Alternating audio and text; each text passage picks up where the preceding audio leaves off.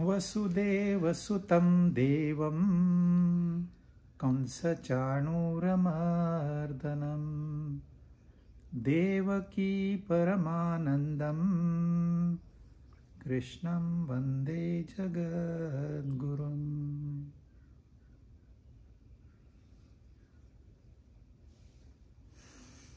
सातवां अध्याय चौथा श्लोक हमने पूरा किया था। थोड़ा फिर से उसको समझते हैं। पृथ्वी, जल, तेज, वायु, आकाश, यह पंच महाभूत है। जब ये सूक्ष्म होते हैं तो इनसे मन, बुद्धि, अहंकार होता है। फिर इनका स्थूलीकरण होता है जिसको पंचीकरण कहते हैं। और ये स्थूल पंच महाभूतों से यह शरीर बनता है, फिजिकल बॉडी।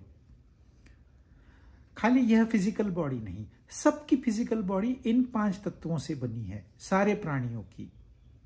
सिर्फ प्राणी नहीं, वनस्पतियों का भी शरीर इन्हीं पांच तत्वों से बना है। यह धरती, यह तारे, ये सारे इन्हीं पांच तत्वों से बने हैं। तो यह पांच तत्व यानी कि यह स्थूल शरीर, अब हम अपना इंडिविजुअल सोचेंगे, यह शरीर, यह मन, यह बुद्धि, यह अहंकार, यह है परमात्मा की प्रकृति।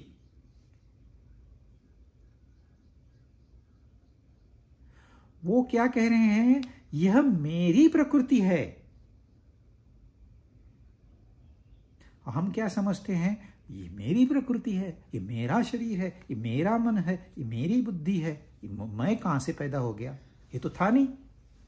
वो तो था, भगवान तो थे, भगवान है और वो रहेंगे। तो वो कहते हैं ये मेरी प्रकृति है। ये 8 प्रकार की प्रकृति, यहां 8 है और कहीं 18 हो जाएगी। आप 10 इंद्रियां मिला दो तो 18 हो गई। लेकिन ये इंडिकेटिव है, क्योंकि शास्त्रों में, फिर पुराणों में ही इसका रेफरेंस है। जैसे कि अष्टमी मनाते हैं, नवमी मनाते हैं, ये यहीं से ही ड्रॉ किया है। लेकिन थोड़ा सा ये पंच महाभूतों का और हमारा, क्योंकि ये थियोरेटिकल हो गया, किसने जाना है, किसने देखा है, किसने अनुभव किया है? ये तो संत महात्मा, ग्रंथ, शास्त्र हमको बताते हैं, हम उनको रिपीट करते हैं। लेकिन देखिए थोड़ा संबंध कैसा है।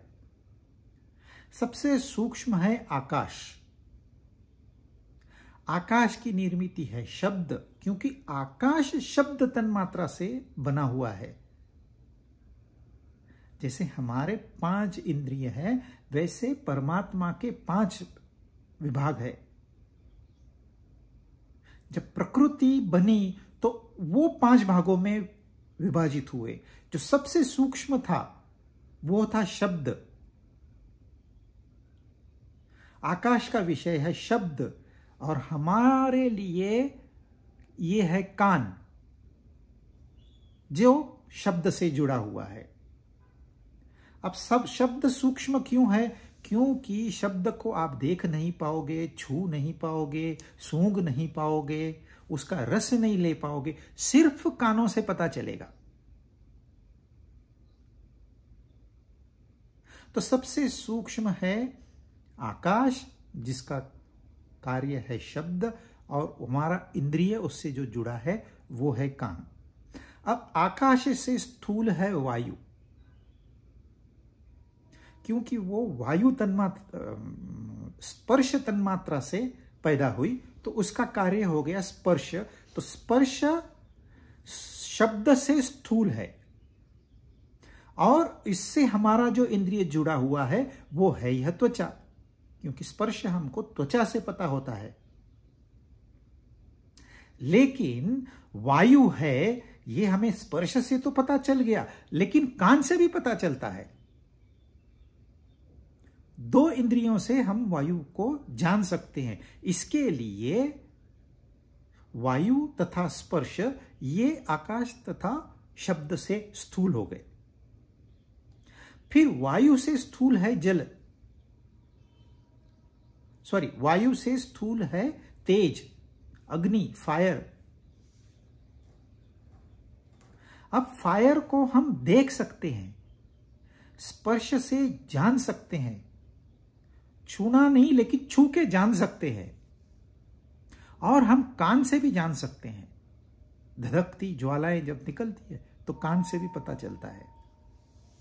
तो यहां 3 इंद्रियां जिससे हम इस एलिमेंट को जान सकते हैं, इस भूत को जान सकते हैं। इसलिए फायर इन दोनों से स्थूल हो गया,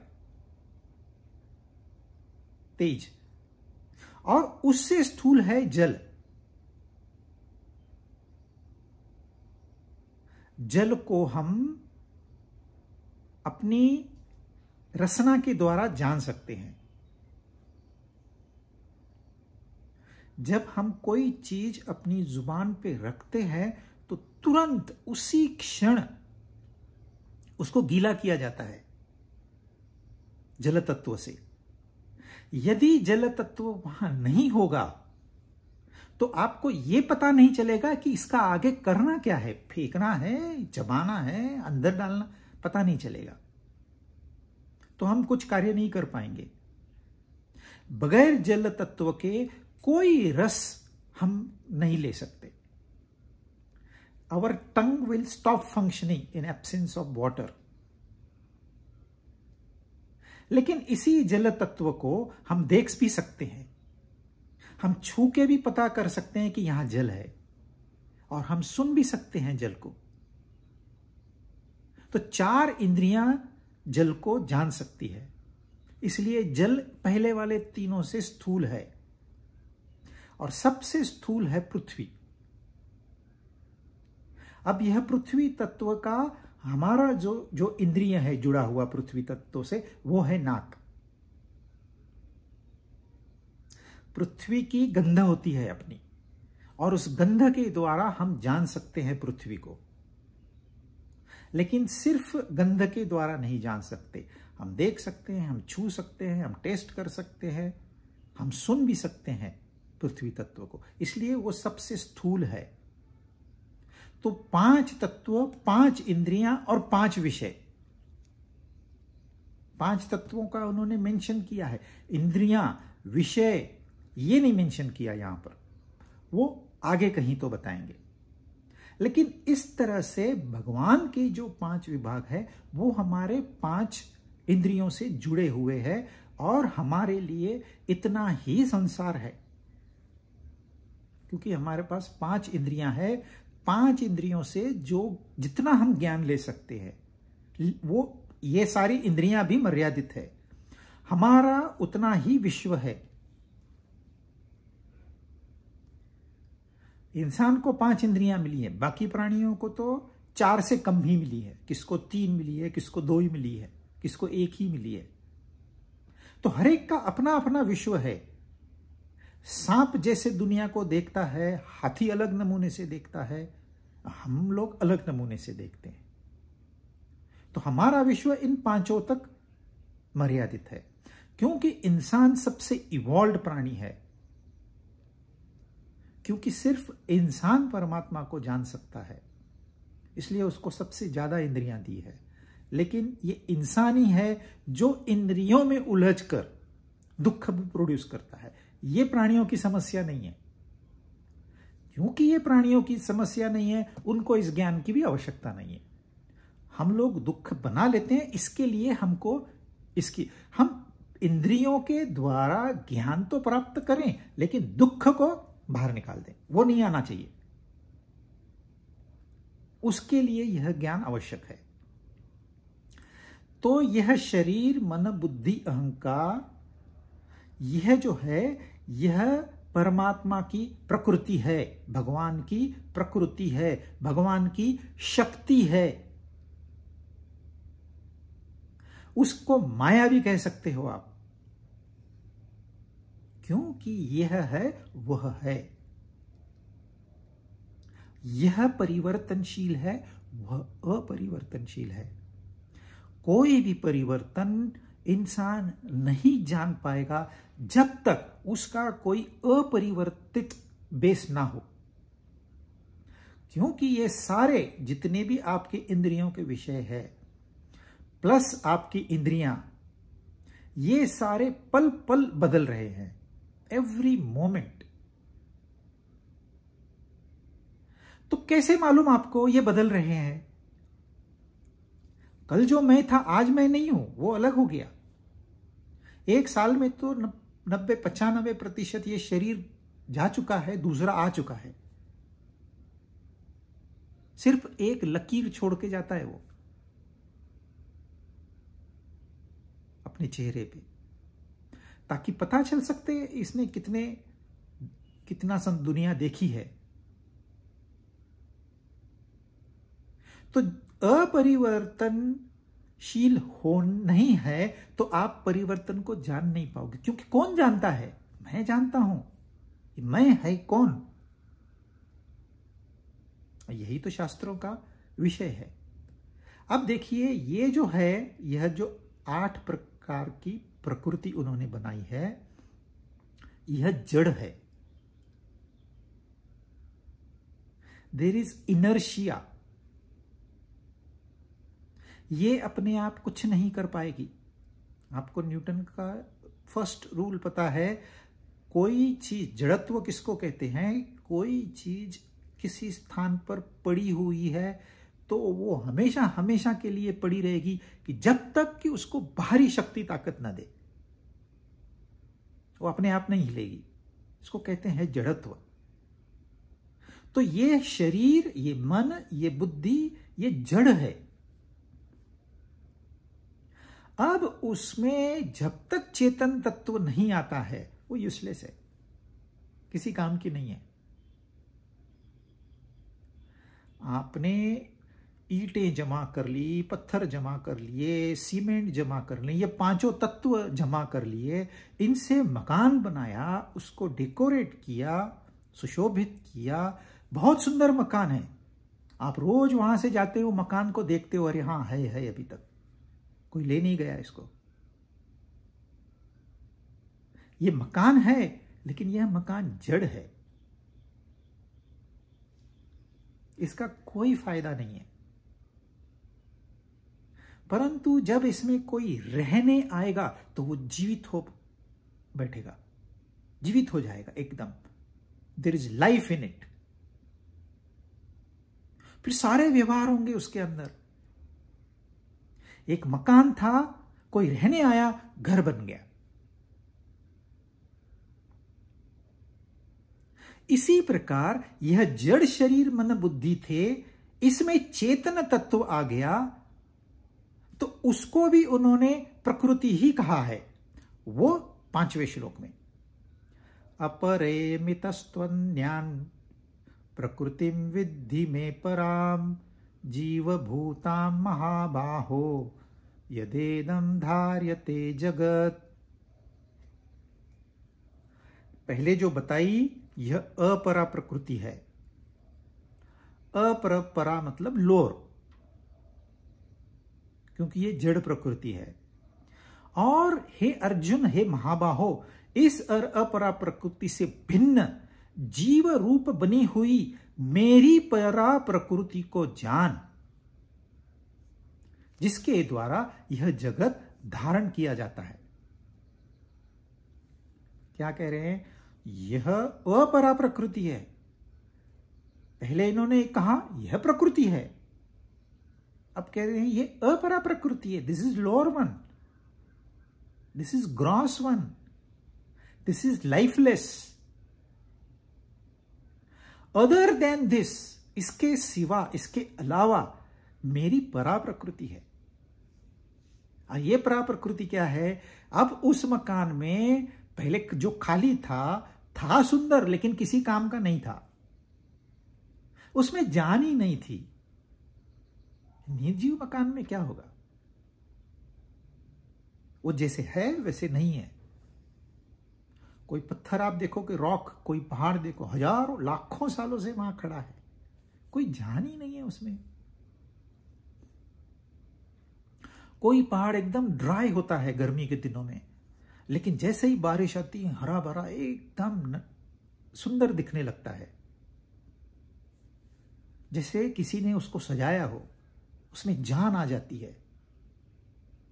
क्योंकि वहां बीज आ जाता है, वो अंकुरित हो जाता है, वहां जीवन शुरू हो जाता है। वैसे ही इस घर में कोई रहने आया, जीवन शुरू हो गया, मानो वो मकान जिंदा हो गया। ऐसे ही यह शरीर मन बुद्धि में जब आत्मा ने प्रवेश किया तो यह जीवित हो उठा। यह जीवित होने के बाद इसने इससे संग कर लिया। परा प्रकृति ने अपरा प्रकृति के साथ संग कर लिया और जीव का निर्माण हो गया। अब जीव कहता है ये मैं हूं, या तो कहता है यह मेरा है, या मैं शरीर हूं या मेरा शरीर है, मैं मन हूं या मेरा मन है। और मैं और मेरे के चक्कर में घुस गया। प्रयोजन ये नहीं था।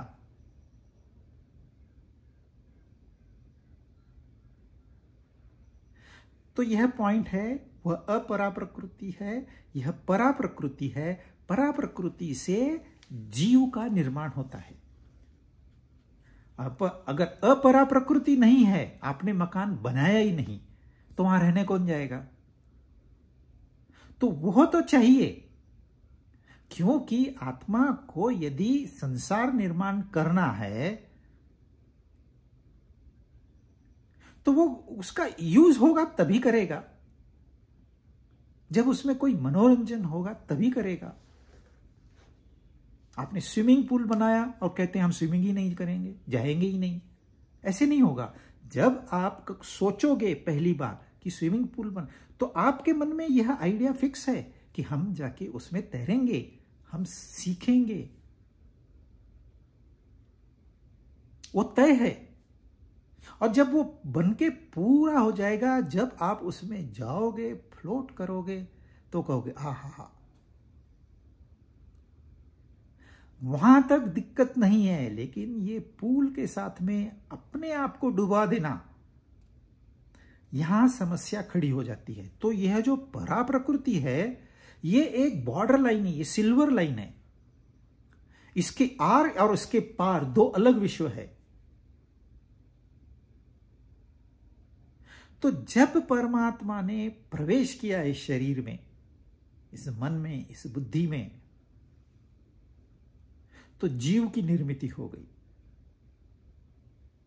अब यही जीव इस संसार में घूम फिर सकता है, यह जानते हुए कि मैं तो परमात्मा का अंश हूं। तब वो इस संसार को एंजॉय कर पाएगा, इसमें से सुख प्राप्त कर पाएगा। यदि वह अपना मूल स्वरूप भूल गया तो वही जीव सुख और दुख के चक्कर में फंस जाएगा, जिसको कहते हैं जन्म और मरण के चक्कर में फंस गया। अब 84 लाख बार यही करना है। यहीं हम जीते हैं, पल पल जीते हैं, पल पल मरते हैं, रोज मरते हैं। इसलिए शास्त्रकार कहते एक ही बार मर जाओ ना, झंझट ही छूट जाए। यह मैं जो पैदा हो गया है, इसको खत्म करना है। खत्म करना है मतलब क्या, जाके पहाड़ से कूदना है? जी नहीं, इस दिमाग को खाली इस्तेमाल करना है, इसको अपने अपने काम में लगा देना है। शरीर अपने काम में लगे, मन अपने काम में लगे, बुद्धि अपने काम में लगे। मैं इनसे भिन्न हूं, यह ज्ञान थोड़ा प्राप्त करना है। ये तो संसार बना है, ये संसार का हिस्सा है, इसमें आएंगे जाएंगे, इनका काम है संसार की सेवा करना। मेरा थोड़ी ये काम है, मैं इनसे भिन्न हूं। मैं आया हूं टेम्पररी, 100 साल मैक्सिमम। लेकिन जब इस परा प्रकृति ने, पराशक्ति ने अपराशक्ति को अपना मान लिया, तो सारे जगत की निर्मिति हो गई। देखिए, घर बनाया, रहने गए, क्या नहीं लगता वहां। ये सामान लाओ, वो सामान लाओ, इसको ऐसे डेकोरेशन करो, बच्चे आ गए, बच्चों की शादी हो गई, बच्चों के बच्चे आ गए, पूरा संसार खड़ा हो जाता है। सिर्फ 1 से 2 होना इतना आसान नहीं है। आप एक का एडवांटेज आपको त्याग देना पड़ता है, या फिर ऐसे कहो लोग त्याग देते हैं, और ये यही बता रहे हैं, आप जीव हो गए, आपने वो एक तत्व त्याग दिया और अनेक तत्वों में उलझ गए, तो आपने इस जगत को जैसे निर्माण कर दिया, और फिर जगत जैसे ऊपर जाएगा आप भी ऊपर जाओगे, नीचे आएगा आप भी नीचे आओगे। जैसे स्टॉक मार्केट ऊपर गया आपको भी अच्छा लगता है, ऊपर गए, नीचे आ गया आप भी नीचे जाते हो, डिप्रेशन। वैसे वो एक लाइन ऊपर नीचे क्या हो गई, आपका बीपी ऊपर नीचे क्यों होना चाहिए? कोई संबंध है क्या डायरेक्ट? नहीं है, लेकिन ये अपरा प्रकृति को हमने अपना मान लिया, इसलिए हम भी ऊपर नीचे जाते हैं। अरे अपरा प्रकृति को रहने दो ना उसकी जगह पे। रोज वही देखोगे और रोज वही, या तो जॉयफुल या पार्टी करोगे, या तो फिर डिप्रेशन में जाओगे, जाके कुछ ना कुछ गलत काम करोगे। This is not life. उसको अपने हिसाब से चलने दो, आप अपने हिसाब से चलो, यू आर डिवाइन, तो आप उस डिविनिटी को मेंटेन करो, फालतू की झंझटों में क्यों पड़ रहे हो? अब यह जो पोर्शन है यह थोड़ा नाजुक पोर्शन है, इसको जितना ध्यान से सुनेंगे उतना आगे की गीता आसान हो जाएगी। एक छोटा सा पोर्शन है, बहुत ही सुंदर तरीके से उन्होंने मैसेज दिया है। अब उनकी भाषा 5000 साल पहले जो व्यवहार था और आज जो है, इसमें बहुत फर्क है। तो सेम टू सेम भाषा हम यूज नहीं कर सकते। यहां संस्कृत और हिंदी का सवाल नहीं है इसमें, लेकिन कहने का एक अंदाज है। जो पीएचडी के स्टूडेंट होते हैं और जो प्राइमरी के स्टूडेंट होते हैं उनमें फर्क होता है। तो उस समय का जो स्टूडेंट था वो पीएचडी का स्टूडेंट था, पोस्ट ग्रेजुएशन का स्टूडेंट था। आज का जो स्टूडेंट है गीता का, वो प्राइमरी स्कूल में है। तो वह विषय यहां पढ़ाना, उसको आसान करना, यह कठिन काम है।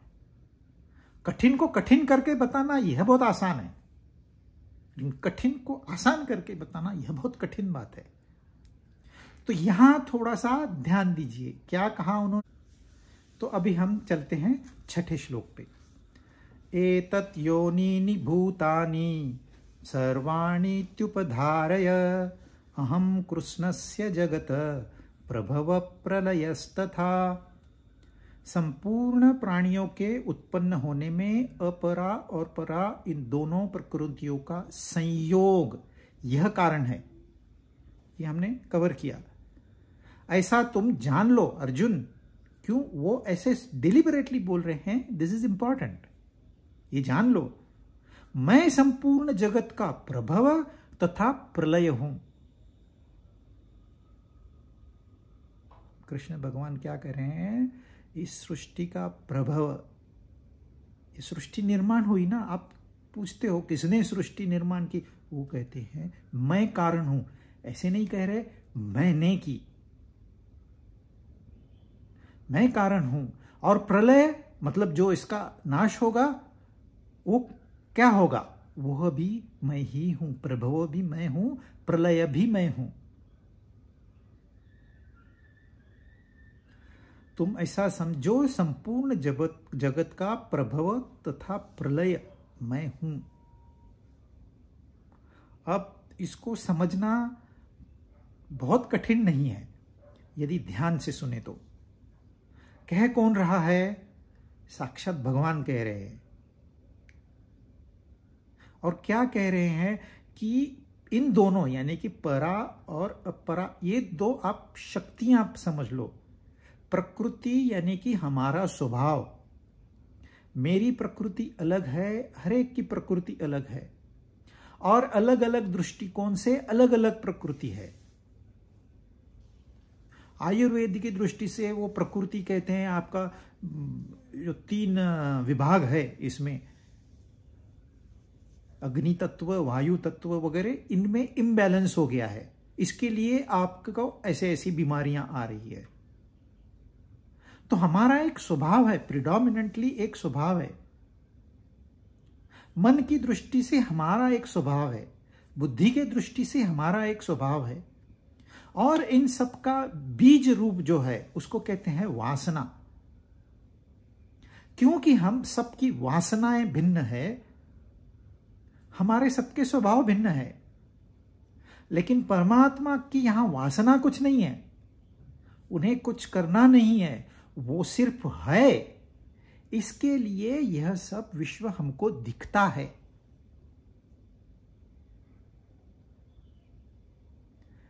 एक सोनारे ने सोना लिया, उसके गहने बना दिए, गहने दुकान में डिस्प्ले किए, बहुत सुंदर गहने हैं। अब इसमें से कुछ गहने बिक गए, कुछ नहीं बिके। 2 साल हो गए, 3 साल हो गए, वो पड़े हैं वहां पर। इन्वेंट्री कैरिंग कॉस्ट तो लग रही है। अब वो क्या कहता है, इन सबको गला दो। अब इनको गला दिया तो ये गहने गए कहां? पहले आपको गहने दिखते थे, अब गहने है नहीं, तो गहने गए कहां? वो तो जाएंगे, जब वो थे ही नहीं, तो वो जाएंगे कैसे? अगर वो नहीं थे तो क्या था? हमने ऐसे ही देखा सपना? जी नहीं, सोना था और वो अब भी है। सोने का नाम रूप देखा आपने, जिसको आपने गहने कहा, लेकिन उसकी मर्यादा है, उसको लाइफ है, शेल्फ लाइफ है। तो शेल्फ लाइफ खत्म, उसको गला दिया। लेकिन सोना नहीं, सोना वैसे के वैसे ही है, क्योंकि सोनारे के लिए सिर्फ सोना था, अब भी वह सोना है। जब नए गहने बनेंगे तब भी सोना ही है। अब ये सोने का स्वभाव है, वो अलग अलग गहनों में प्रदर्शित होता है, यह उसकी प्रकृति है। क्योंकि सोना एक ऐसा मेटल है, पतली से पतली तार आप सिर्फ सोने में बना सकते हो। कॉपर से बनाओगे वो टूट जाएगी पतली तार, एल्यूमिनियम से बनाओगे और मोटी बनाओगे तो ठीक है, थोड़ा पतला करोगे तो टूट जाएगी। लोहे की तो ऐसी मोटी बनानी पड़ती है, लेकिन सोने से आप पतले से पतला वर्क बना सकते हो, जो कि मिठाइयों पे लगाते हैं। कितना पतला होता है, आप उसको छू नहीं सकते। यह सोने की प्रकृति है। लेकिन जो भी उसका मैनिफेस्टेशन हो, जो भी उसका प्रकटीकरण हो, सोना तो सोना ही है। वैसे ही परमात्मा है, यह उसकी प्रकृति है कि वो अलग अलग प्राणियों में आता है। वो दृष्टि हमको सिर्फ एक भ्रम होता है कि यह प्राणी पैदा हुआ, ये इंसान पैदा हुआ, ये चीजें पैदा हो गई, और फिर यह पैदा होने के बाद यह गायब हो जाते हैं।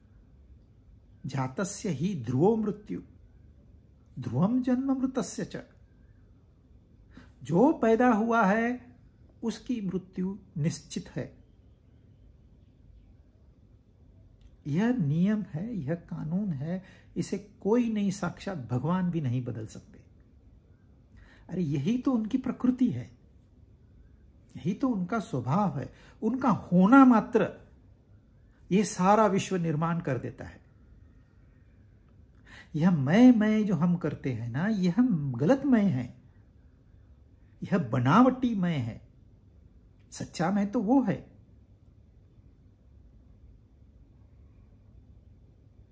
तो अब देखिए, गहने पैदा हो गए।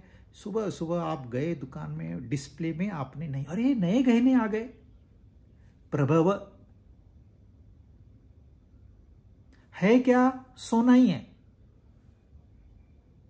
वो जो दुकान का मालिक है उसके लिए सोना पड़ा है, एक रूप में पड़ा है। फिर उसको जब गला दिया तो गहनों का प्रलय हो गया, नाम रूप का प्रलय हो गया, सोने का प्रलय नहीं हुआ।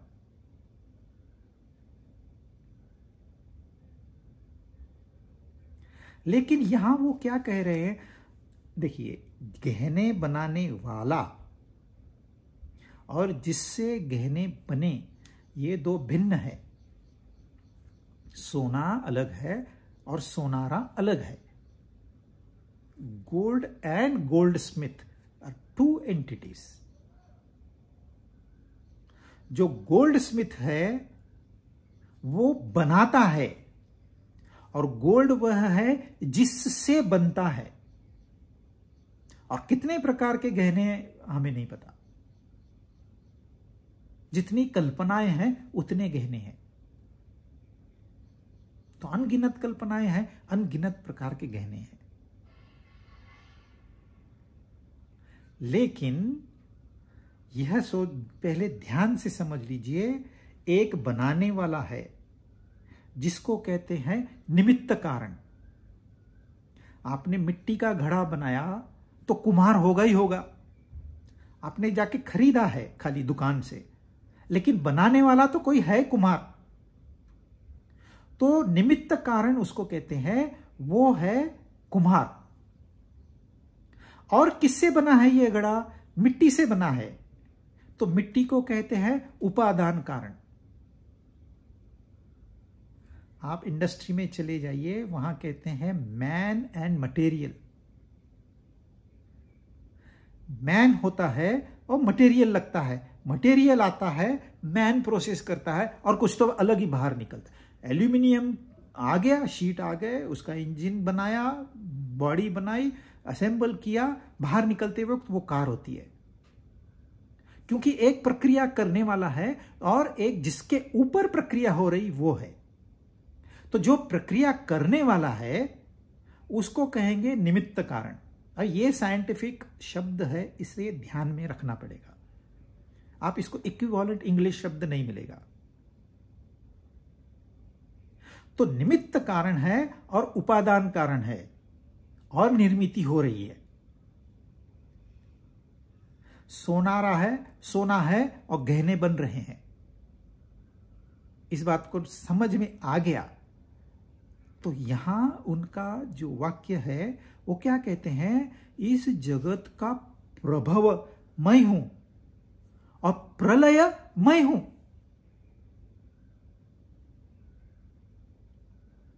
अब देखिए, सोनारे ने सोने के गहने बनाए, लेकिन सोना और सोनारा भिन्न है। यहां वो क्या कह रहे हैं, जो निर्मिति होती है वह मैं हूं, जो निर्मिति का कारण है वो मैं हूं, जिसका प्रलय होता है वह मैं हूं, जिसके कारण प्रलय होता है वह मैं हूं।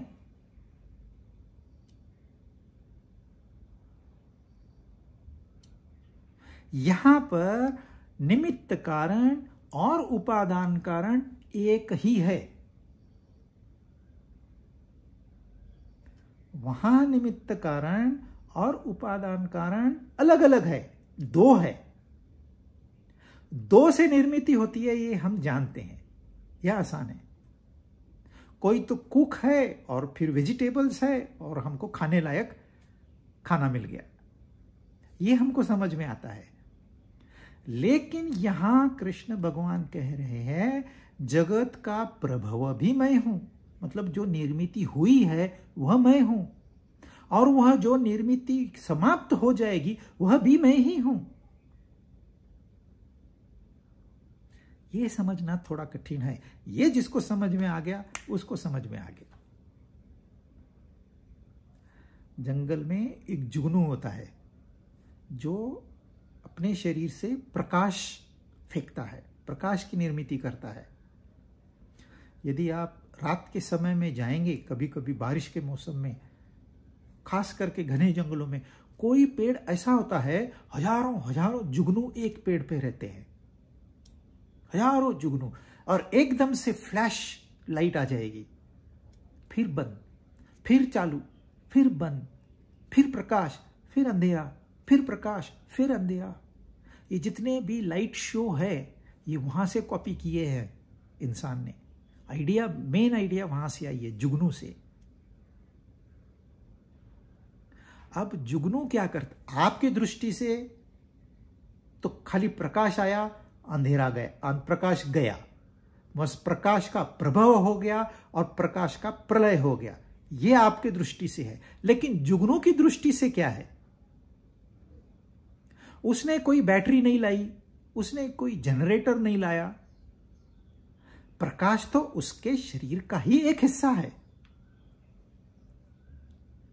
तो जुगनू क्या कहता है, यह जो आप प्रकाश देख रहे हो ना, यह मैं हूं, प्रकाश करने वाला मैं हूं,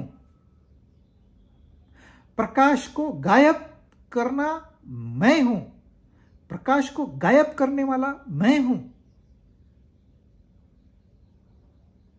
तो एक ही जुगनू प्रकाश करता है और फिर एक ही जुगनू उस प्रकाश को निगल लेता है। वही है, आपको दिखेगा नहीं क्योंकि वो अंधेरे में दिखाई नहीं देता। आप नजदीक जाके कोई लोग पकड़ते हैं, कोई लोग तो अपनी जेब में भी एक दो जुगनू लेके घूमते हैं। नजदीक जाओगे तो आपको पता चलेगा, दूर से पता नहीं चलता। लेकिन यह प्रकाश और प्रकाश का मिटना यह भिन्न नहीं है। अगर जुगनू नहीं हो तो यह नहीं हो सकता। उसको फायरफ्लाई कहते हैं।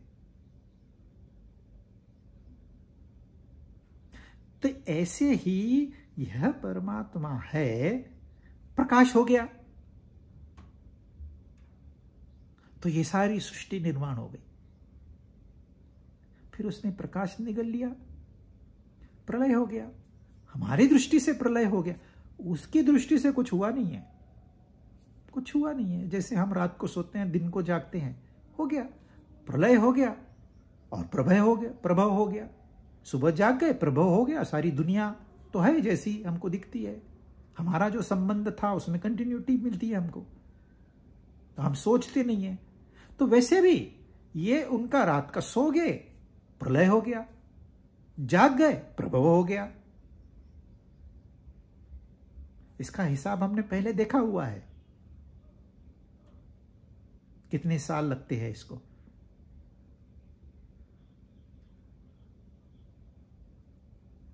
तो जो आपको परिवर्तनशील दिखता है वो असल में अपरिवर्तनशील है।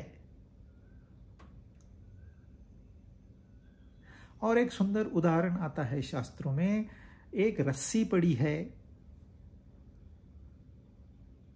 और शाम का लेट इवनिंग का वक्त है, ठीक से दिखाई नहीं दे रहा है, किसी को वहां सांप दिखाई देता है।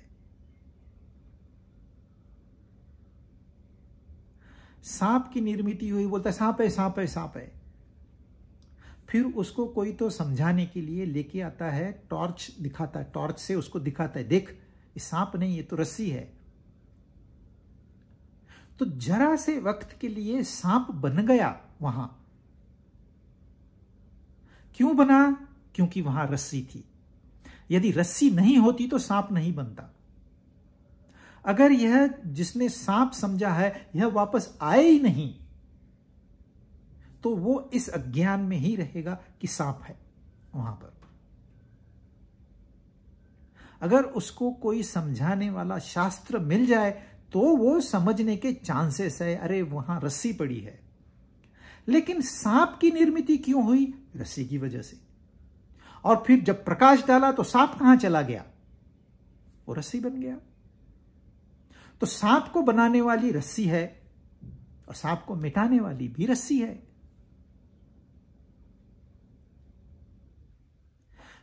तो हम जो आम तौर पे प्रक्रिया समझते हैं, इसमें उपादान कारण अलग है, निमित्त कारण अलग है।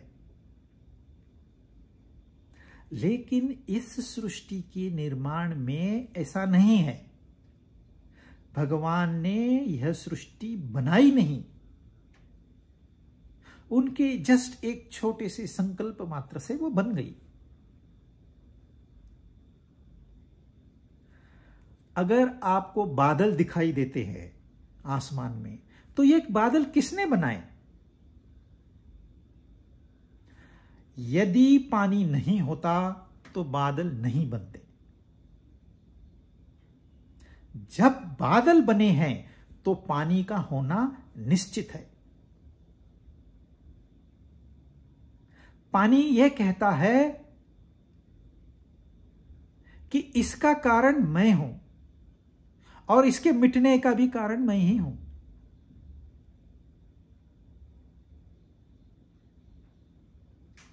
आपने तो सिर्फ बादल देखा,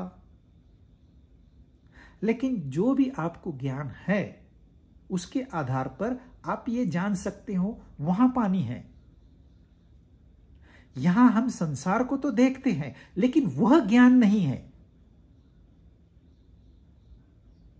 तो यहां वो सीधे सीधे कह रहे हैं मैं हूं। कौन कह रहा है? निर्गुण निराकार सगुण साकार रूप में आके कह रहा है।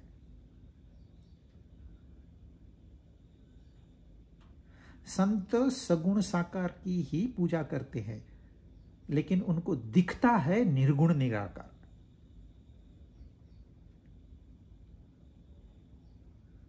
तो निर्गुण निराकार तो बात नहीं कर पाएगा। सगुण साकार के साथ संबंध सगुण साकार का होगा। निर्गुण निराकार कैसे जान पाओगे? इम्पॉसिबल। इसलिए वो कह रहे हैं मैं हूं। अब मैं से आप क्या समझोगे? पानी कहता है अरे वो बादल मैं ही हूं। है पागल हो गया क्या? तू तो यहां पड़ा वैसे सालों से मैं देख रहा हूं। वो बादल देख, उसका कलर देख, तेरा कलर देख। तू ब्लू है, वो व्हाइट है, वो ब्लैक है। वो तो देख सूरज को भी ढक लेता है, तू ढक लेता है? जिसको ज्ञान नहीं है वो तो ये भिन्नता में फंस जाएगा, लेकिन जिसको ज्ञान है वो कहेगा अरे ये लहरें भी पानी है, ये समुद्र भी पानी है, ये बादल भी पानी है, ये बर्फ भी पानी है, ये नदियां तालाब ये भी पानी है। पानी के सिवा और कुछ नहीं है। ये सारी निर्मिति हो रही है। आपको थोड़े समय के लिए इसका एहसास होता है, नहीं होता है ऐसे नहीं है। सिर्फ काल्पनिक नहीं है, यह झूठ नहीं है, लेकिन यह सत्य भी नहीं है। बादल एक रूप जरूर है पानी का, लेकिन बादल परमानेंट नहीं है, पानी परमानेंट है। तो यह निर्मिति और प्रलय, प्रभव और प्रलय, यह संसार में कंटिन्यूअस है। Continuous, every moment there is a change. परंतु कोई तो है, कोई तो शक्ति है, वो व्यक्ति नहीं है। हमें पता नहीं है। यही तो हमको खोज करनी है। यही तो गीता का मकसद है। जानना हम स्वयं को है। गीता आपको सीधे सीधे थोड़ी बताएगी ये ऐसे है, वैसे है, वैसे है। क्योंकि जिसको शब्दों में पकड़ नहीं सकते उसको कैसे बयान करेंगे? वो तो सूक्ष्म शक्ति है, सूक्ष्मतम है, आकाश से भी सूक्ष्म जो है, सूक्ष्मात सूक्ष्मतरम। उसको आप इन स्थूल शब्दों में कैसे बताओगे? इम्पॉसिबल। शब्द तो सिर्फ यहां के व्यवहार के लिए है, ये भाषा सिर्फ यहां के व्यवहार के लिए है।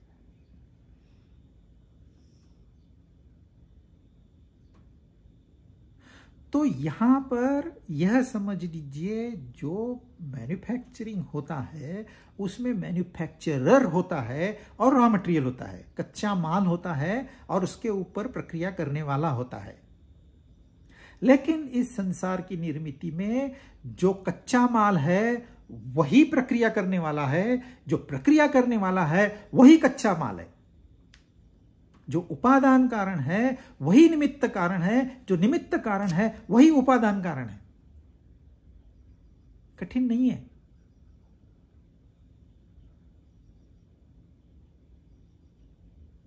वह एक है, अद्वितीय। वहां दो का सवाल ही नहीं उठता। परंतु दिखता अनेक है।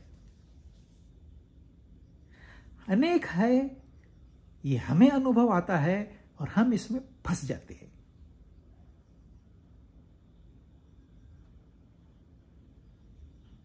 जो खेती करने वाला होता है, जब वो बादल देखता है, वो बादलों का उसके लिए कोई महत्व नहीं है, बारिश होगी कि नहीं, यानी पानी गिरेगा कि नहीं मेरे खेत में, उसका ध्यान वहां पर होता है।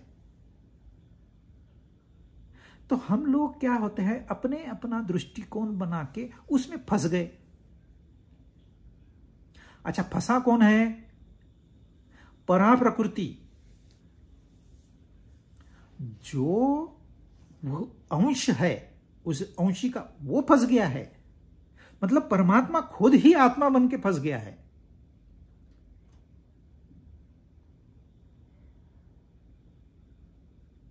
थोड़ा और समझ लीजिए, और एक उदाहरण, एक रोबोट है, आपने रोबोट बनाया, सुंदर आकर्षक रोबोट बनाया, उसमें हार्डवेयर सॉफ्टवेयर दोनों रेडी है, लेकिन ये कुछ काम का नहीं है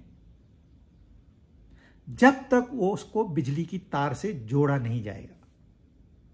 जब उसमें बिजली का तार जोड़ा जाएगा तो संसार की सारी एनर्जी तो नहीं आएगी, सारी शक्ति तो नहीं है, एक अंश मात्र आएगा। 500 वैट का है तो 500 वैट बिजली आएगी, इससे ज्यादा नहीं आएगी। लेकिन इस 500 वैट बिजली से वो तो चल फिरने लगा, बात करने लगा, एक्टिंग करने लगा। जैसे आप करोगे वैसे वो भी करने लगा, जैसे आप बोलोगे वैसे वो भी बोलने लग गया, आप नाचोगे वो भी नाचेगा। अब ये बिजली क्या बोल रही है? ये मेरा रोबोट है, मैं ही रोबोट हूं, मैं ही एंटरटेनमेंट करती हूं, मैं ही काम करती हूं, मैं ये करती हूं, मैं वो ही करती हूं। तो आप क्या कहोगे बिजली को? ये मूर्ख, तू ये नहीं है, तू वो है, अपने आप को पहचान, तू अमर्याद है, अनंत है। यहां तूने एक रोबोट में अपने को कैद कर लिया है। तू आजाद है, तू कैद नहीं है, तू बंधन में नहीं है। वही बात हमको कृष्ण भगवान कह रहे हैं। ये सारी निर्मिति जो हुई है, ये मेरे अपरा और परा प्रकृति से हुई है। यह मेरी प्रकृति है। आप छीन लोगे दुखी हो जाओगे, मेरी मेरी करोगे दुखी हो जाओगे। इसलिए भक्ति में कहते हैं भाई उसके ऊपर छोड़ दो, यह उसकी माया है। तो यहां समझ लीजिए, प्रभव प्रलय एक ही है, वही है, वही प्रभव है, वही प्रलय है। जुगनू और प्रकाश एक ही है। प्रकाश का मिटना और जुगनू वही है, एक ही है। यहां के जैसे वहां प्रक्रिया नहीं है। ये स्थूल उदाहरण है, वो थोड़ा सूक्ष्म उदाहरण है, लेकिन सच्चाई उससे भी सूक्ष्म है। उदाहरण के बगैर हम नहीं समझ पाएंगे।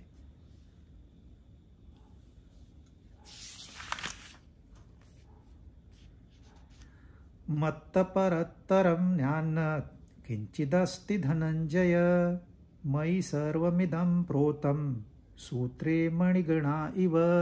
हे धनंजय, मेरे सिवाय इस जगत का दूसरा कोई किंचित मात्र भी कारण तथा कार्य नहीं है। किसने, दूसरे ने चाहा और ये जगत निर्माण हो गया, ऐसे नहीं है। जैसे सूत की मणियों को सूत के धागे में पिरोया हुआ है, ऐसे ही यह संपूर्ण जगत मेरे में ओतप्रोत है। तत्व एक ही है, उस तत्व के नाम और रूप भिन्न भिन्न है। जैसे पानी एक ही है, उसके नाम और रूप भिन्न भिन्न है। बर्फ भी ठोस होती है, आप तोड़ नहीं पाओगे। जब फ्रोजन लेक होता है ना, आप उसको कुल्हाड़ी से तोड़ने की कोशिश करो, नहीं टूटेगा, इतना वो ठोस हो जाता है। लेकिन है क्या? पानी है। आप लोहे को गर्म कर दो, वो पिघल जाएगा, लिक्विड स्टेट में चला जाएगा। अब लिक्विड सही है क्या सॉलिड सही है, कौन डिसाइड करेगा?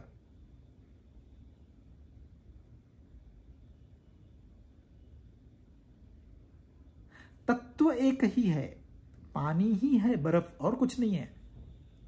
बादल मतलब पानी, बारिश मतलब पानी, समुद्र मतलब पानी, लहर मतलब पानी। अलग अलग नाम, अलग अलग रूप। अब लहरों का जीवन लिमिटेड होता है, वो पैदा होती है, प्रभव हो गया, थोड़े समय के लिए घूमती है, फिर उसका प्रलय हो जाता है। ब्रह्मा निर्मिति करते हैं, विष्णु उसको पालते हैं, शिव उसको वापस नीचे दबा देते हैं। इस प्रकार यह संसार चल रहा है, लेकिन इसका कोई कारण तथा कार्य क्या है? वह एक परमात्मा। और यहां वो उदाहरण देते हैं, जैसे मणियां अलग अलग होती है लेकिन एक ही धागे में पिरोई होती है। एक सोनारे ने सोने का धागा बनाया, पतली तार बनाई उसकी, और सोने में से आप बहुत पतली तार बना सकते हो, यह उसका गुण है, यह उसकी प्रकृति है।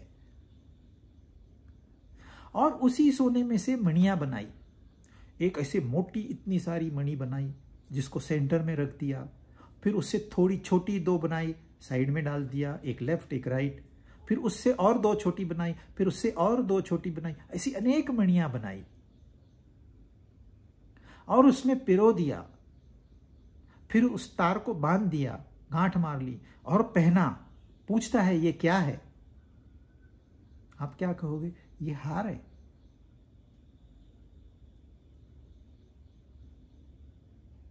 अब उसने वापस पूछा ये क्या है? आप कहोगे ये हार है।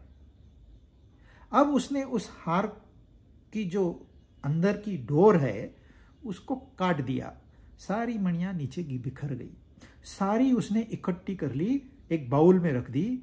फिर वो जो धागा था उसको लिया, मोड़ के बाउल में रख दिया। पूछता है ये क्या है? आप कहोगे सोने की मणि है, सोने का धागा है, वही तो दिख रहा है। तो फिर पहले तो आपने कहा ये हार है, अब हार कहां गया? जाएगा तो तब ना जब वो था।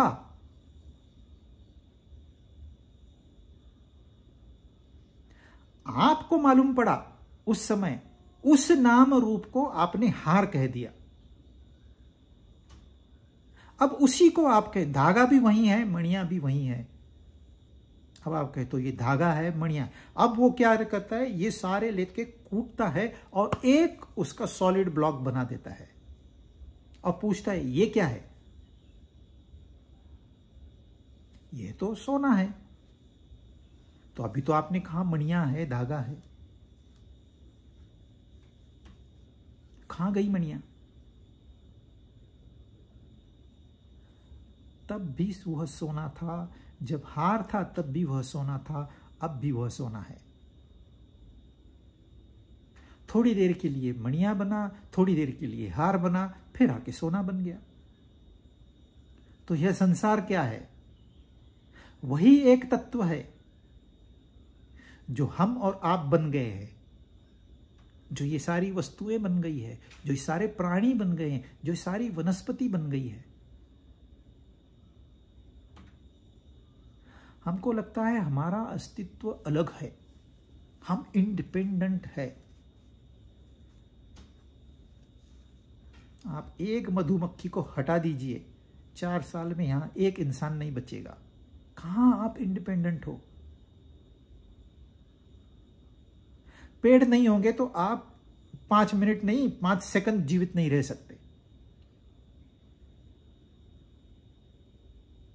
यूं ही पेड़ों की निर्मिति नहीं हुई, पहले पहले पेड़ों की निर्मिति हुई है, फिर प्राणियों की निर्मिति हुई है। पहले भोजन का बंदोबस्त कर दिया गया, पहले आपके ऑक्सीजन का बंदोबस्त कर दिया गया, पहले पानी का बंदोबस्त किया, फिर प्राणियों की निर्मिति हुई। जब प्राणियों ने सब ठीक कर दिया तो इंसान की निर्मिति हुई। यदि ये प्राणियों को आप निकाल दोगे तो इंसान है ही नहीं।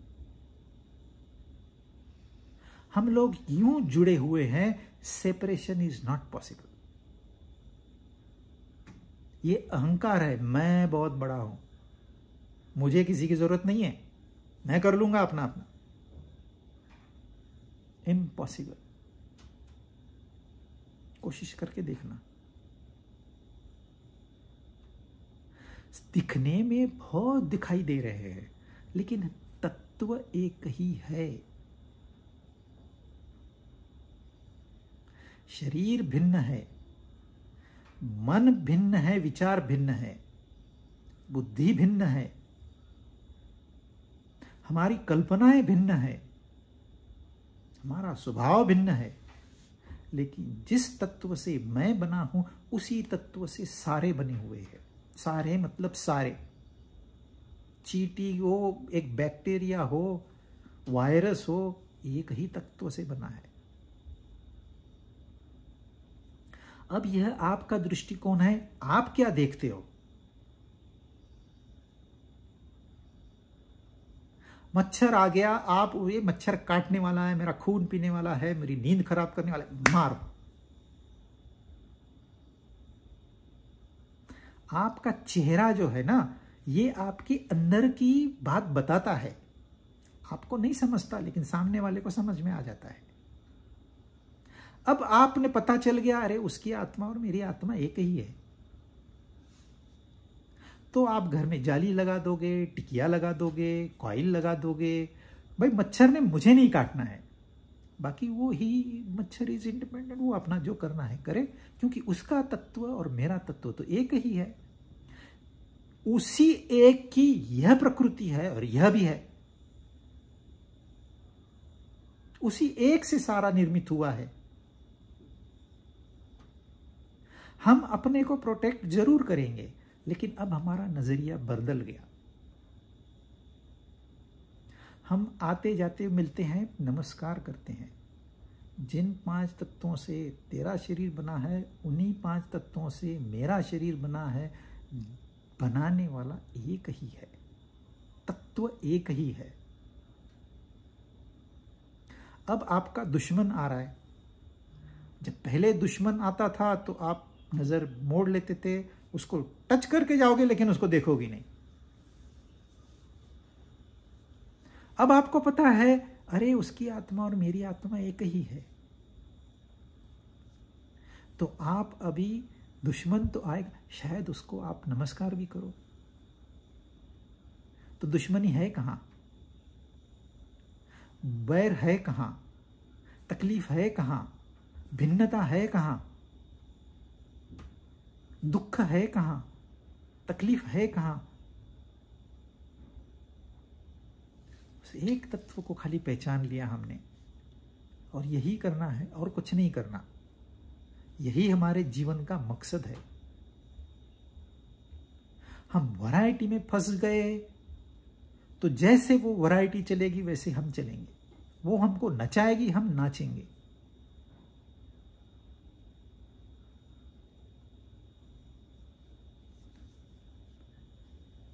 इस विचार को थोड़ा विराम देते हैं, थोड़ा इसको और समझना पड़ेगा, थोड़ा गहराई में जाना पड़ेगा। आज का समय समाप्त हो गया है, इसको हम अगली बार कंटिन्यू करेंगे।